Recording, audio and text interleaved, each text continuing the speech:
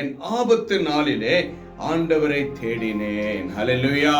நமக்கு ஒரு பிரச்சனைகள் காணப்படும் பொழுது, நம்ம ஏதோ ஒரு விபத்துல மாட்டிக்கொண்டிருக்கும் பொழுது, ஏதோ ஒரு பாவத்துல நம்ம விழுந்திருக்கும் பொழுது, அவைகளிலிருந்து நம்ம விடுதலை ஆக வேண்டும் என்றால் நாம் ஆபத்து நேரத்துல ஆண்டவரை நம்பி வாழ வேண்டும் என்று வேதம் நமக்காக கற்றுக் கொடுக்கிற தேவ வார்த்தையாய் காணப்படுகிறது. சில நேரங்களில் ஆபத்து நம்மளுக்கு நேரிடும் பொழுது நாம் என்ன செய்கிறோம் என்று நமக்கே தெரியாது. எப்படி என்றால் நம்முடைய சிந்தனைகள் எப்படினாக்கா அந்த பயத்தினாலும் அந்த வேதனையினாலும் அந்த துயரத்தினாலும் நம் ஆண்டவரை விட்டு ஆண்டவரை கேள்வி கேட்கக்கூடிய ஒரு சூழ்நிலையும் நமக்குள்ள காணப்படும். அது எப்படியாப்பட்டது என்றால் அது மாம்சத்திற்கு ஏற்றதாய் காணப்படுகிறது. அதுதான் 9ஆம் வசனத்தை வாசிப்போம். தேவன் இரக்கம் செய்ய மறந்தாரோ. ஒரு ஆபத்து வந்துடுச்சுங்க. அந்த ஆபத்து நேரத்துல தேவனை பார்த்து கேட்கிற சில நேரங்கள் நம்ம மாம்ச சிந்தனை எப்படியாய் காணப்படுகிறது என்றால், கர்த்தர் என்னை கைவிட்டாரோ, கர்த்தர் எனக்கு இரக்கம் செய்ய மறந்தாரோ என்று படிங்க. கோபத்தினாலே தமது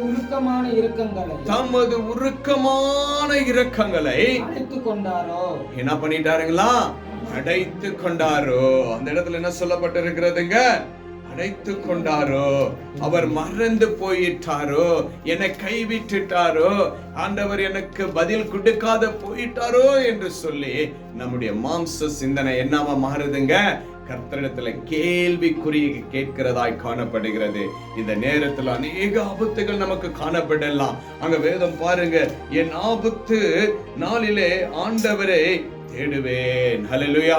எனக்கு ஒரு ஆபத்து வரும் பொழுது, எனக்கு ஒரு போராட்டம் வரும் பொழுது நான் ஆண்டவரை தேடுவேன். நம்ம ஆண்டவரை தேடும் பொழுதுதான் நம்முடைய சூழ்நிலைகள் மாறும். ஆனா அதே நேரத்துல தேவ பிள்ளைகள், விசுவாசத்துல வாழ்கிற தேவ பிள்ளைகள் கர்த்தரை நம்பி நம்ம என்ன செய்வோம்? ஆவிக்குரிய ரீதியில நம்ம காணப்படுவோம். கர்த்தர் எனக்கு பலனை கொடுப்பார், கர்த்தர் என்னை தாங்குவார், என்னை தப்புவிப்பார் என்று அநேக விசுவாசமுடைய பிள்ளைகளுக்கு, விசுவாசத்தில் இருக்கிற தேவ பிள்ளைகளுக்கு அந்த உறுதி காணப்படும். நாம் விசுவாசத்துல வாழ்ந்திருந்தாலும் நமக்குள்ள அநேக பிரச்சனைகள் காணப்படும்.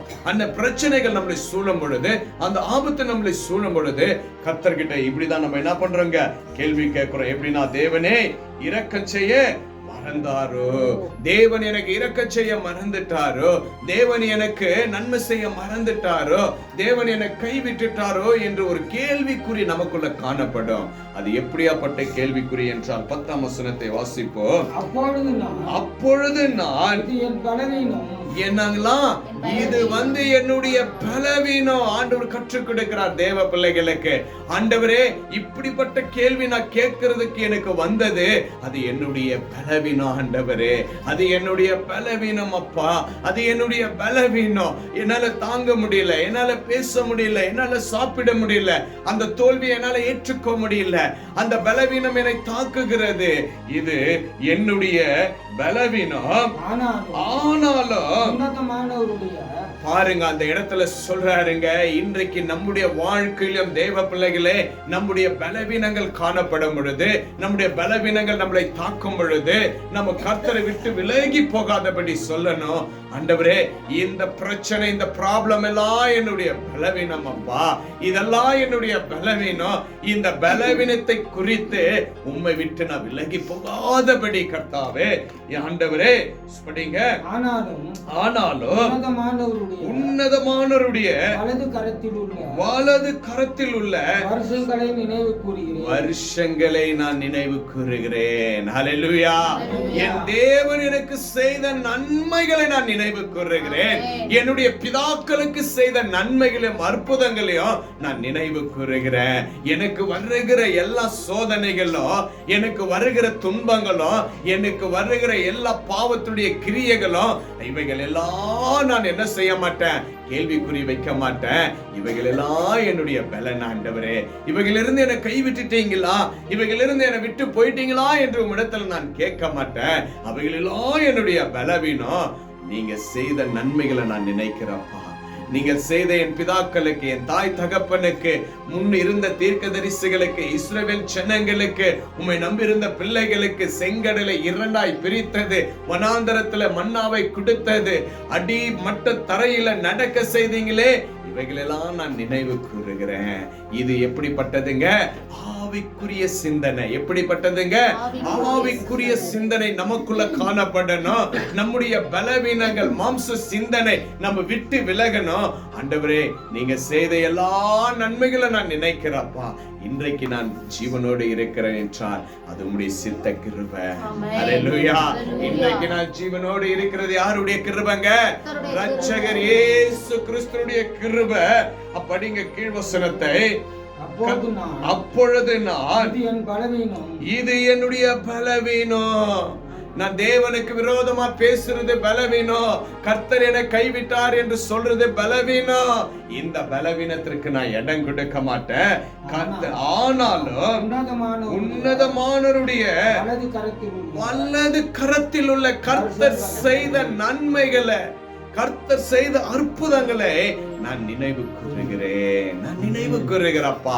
என்ன நீங்க உயர்த்துவீங்க ராஜா, என்ன நீங்க ஆசீர்வதிப்பீங்க, என் பலவீனங்களை மாற்றுவீங்க, என் ஆபத்திலிருந்து எனக்கு விடுதலை கொடுப்பீங்க, என்னோடு கூட நீங்க இருப்பீங்க என்று சொல்லி நீங்க செய்த நன்மைகளை நான் நினைத்து துதிப்பேன் என்று கர்த்தருடைய சமூகத்துல நம்ம என்ன செய்யணுங்க?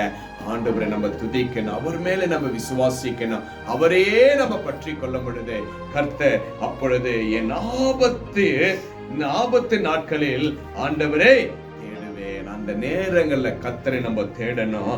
வாசிப்போம் 12ஆம் வசனத்தை வாசிப்போம். உம்முடைய கிரியைகள் எல்லாம் தியானித்து உம்முடைய செயல்களை யோசிப்பேன் என்றார். அல்லேலூயா. ஆண்டவரே, நீங்க உம்முடைய கிருபைகளை, உம்முடைய கிரியைகளை, ஆண்டவரே நீங்க செய்த நன்மைகளா நான் யோசிப்பேன் ஆண்டவரே, நான் நேசிப்பேன் ஆண்டவரே, நான் உணர்வேன் ஆண்டவரே, நீங்க எவ்வளவு நன்மைகளை எனக்கு செய்தீங்களே, அவைகளெல்லாம் நான் நினைவு கூர்ந்து இந்த பலவீனத்தை, நான் உமக்கு விரோதமா பேசுகிறது, ஆண்டவர் என்னை கைவிட்டுட்டாரோ, தேவன் என்னை விலகி போயிட்டாரோ, ஆண்டவர் எனக்கு நன்மை செய்யாத விட்டாரோ என்று சொல்லாமல் உங்களுடைய கிரியைகள் எல்லாம் நான் நினைவு கூறுகிறப்பா. என்னை காப்பாத்தினீங்க, என்னை நடத்தினீங்க, என்னை பாதுகாத்தீங்க, இதை நான் ஒருபோதும் மறக்க மாட்டேன் என்று சொல்லி கர்த்தருடைய சமூகத்துல நம்ம நினைவு கூறுகிற தேவ பிள்ளைகளாய் காணப்படணும். ஏனென்றால் ஆண்டவர் நன்மை செய்கிறவராய் இருக்கிறார். இயேசு காண்கிறவராய் காணப்படுகிறார்.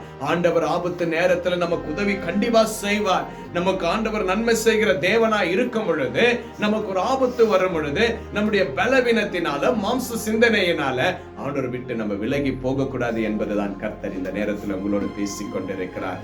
அந்த ஆபத்தான நேரத்துல கர்த்தர் நமக்கு எதெல்லாம் நன்மை செஞ்சார்? நம்ம ஆபத்துல இருக்கும்போது எத்தனை நன்மை செஞ்சார்? நம்ம மரண படுக்கையில் இருக்கும்போது எத்தனை நன்மை செய்தார்? இஸ்ரவேல் ஜனங்கள் அவதிப்படுக்கும் பொழுது கர்த்தர் எப்படி நன்மை செய்தார்? இரவுல எப்படி ஆண்டவர் மேக ஸ்தம்பமும் அக்கினி ஸ்தம்பமாய் வழி நடத்தினாரே, அவைகளெல்லாம் நம் நினைவு கூர்ந்து கர்த்தரை நம்ம மகிமைப்படும் பொழுது கர்த்தர் நம்மிடத்தில் வாசம் பண்ணுகிறவராய் இருக்கிறார். எந்த தீங்கும் அணுகாதபடி, எந்த ஆபத்தும் நம்மளை நேரிடாதபடி கர்த்தர் நம்மளை நித்தமும் வழிநடத்துகிற தேவனாய் காணப்படுகிறார். அப்படி செய்த நன்மை உள்ள தேவனை நம்ம என்ன செய்ய போகிறாங்க? ஸ்தோத்திர பலி சொல்லி ஆண்டவரை துதிப்போமா. ஆண்டவரே, உம்மை துதிக்கிறோம். எல்லா வாய்களை திறந்தப்பா. ஆபத்து நேரத்துல நான் சோர்ந்து போக மாட்டேன்.